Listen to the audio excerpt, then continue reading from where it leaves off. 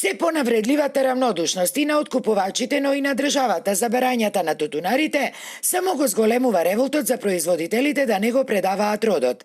Тивкиот постпразничен бојкот продолжува, а тутун, и тоа од најнеквалитетните класи, предаваат само оние тутунари кои немаат друг извор за гола екзистенција, тврдат од Националната земјоделска мрежа.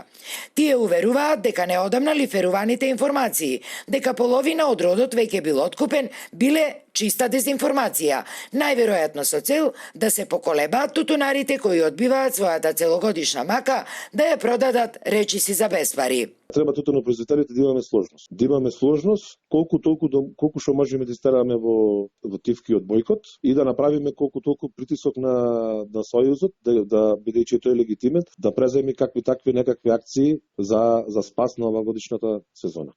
И додека ситуацијата веќе трет месец се повлечи потегни без никаков поволен исход за тутунарите, роковите притискаат, бидејќи според законот за тутун, годинашниот откуп треба да заврши до крајот на февруари, а веќе до крајот на март ќе треба да се склучат и новите договори.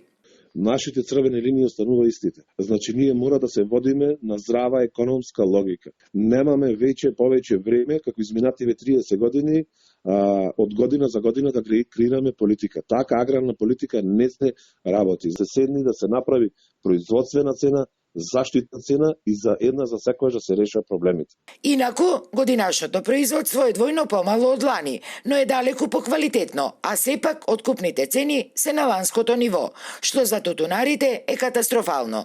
Тие бараат откупните цени да не бидат под 10 евра за килограм тутун.